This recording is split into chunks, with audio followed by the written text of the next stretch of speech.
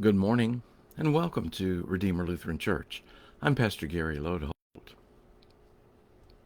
Maybe you've never known that Halloween, with all its ghosts and goblins, actually has something of a connection to a Christian celebration.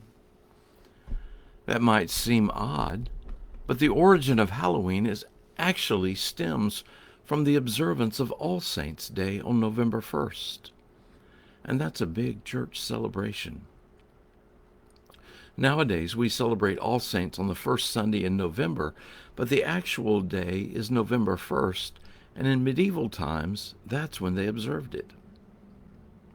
All Saints is the day we remember those who have died in the previous year, and we celebrate God making them saints in heaven. It's a beautiful, wonderful, healing time for those experiencing grief.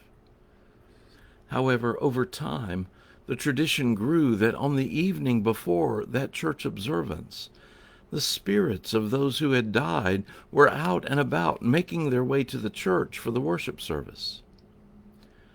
And thus, the idea of Halloween was born, a night of spirits and ghosts going about in one's neighborhood.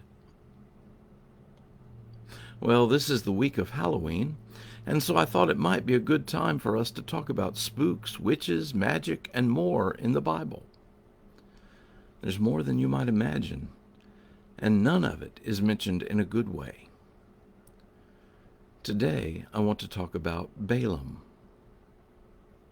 Now, in truth, there's probably enough in the Balaam story that we could dedicate a whole week to it. In case you want to read all of it now, it's found in Numbers 22 through 24. Part of it is a story where Balaam and his donkey have a conversation. That's strange enough, but there's more. This part of Numbers recounts the story of the Israelites making their way from Egypt to the Promised Land, and whenever they would come up to lands belonging to a new country, they would request permission to pass through peacefully, taking only water and maybe some food for themselves as they passed along. Some nations agreed and allowed them passage through, and those nations were left in peace. One nation that didn't let them through peacefully was Ammon, and it's fairly easy to understand why. Most estimates of the size of the people of Israel at this time are about 600,000. To let a force of 600,000 invade your country is a pretty big risk. They might get in and decide they like your country instead of where they told you they were going, and you might just lose your country. So Ammon didn't let them come in. And there were battles that didn't go well for the Ammonites, and still Israel passed through. The next country was Moab. The king of Moab was a man named Balak, and he didn't want Israel coming through either. He too saw the risk, but he also saw what had happened to the Ammonites, and he didn't want that either. So he called on Balaam. Balaam was a well-known soothsayer and sorcerer in that day, and his fame had spread all over. So Balak sent word to Balaam that he had a job for him and would pay very well if Balaam would come to him.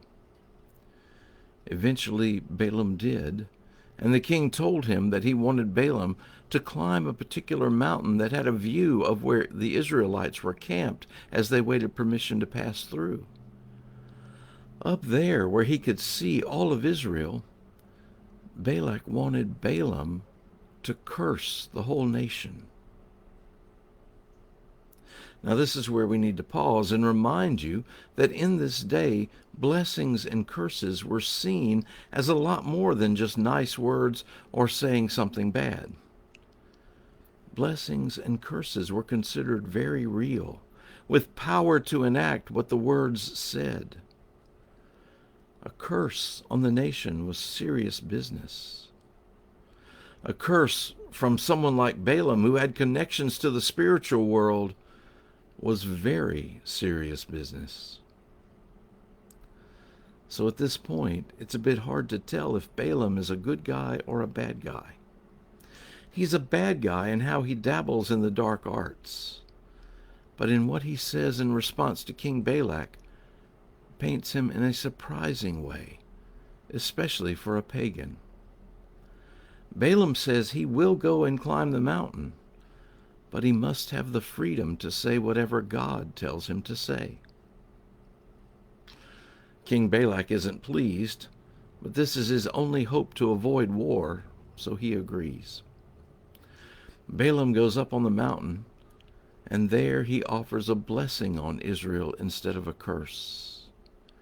When he comes down, Balak is not happy and sends him up to try again. Once again, this sorcerer offers a blessing on Israel. Again, Balak is furious, but sends Balaam to a third place to overlook Israel and try one more time, and this time, once again, Balaam is led to give Israel a blessing. When he comes down the mountain, Balak sends him home with harsh words and tells Balaam that since he didn't do what Balak asked of him, Balak isn't going to pay him 1 red cent. And that's when Balaam gives one more oracle. He finally offers the curse Balak has been seeking. But it turns out that the curse is on Balak and the nation of Moab.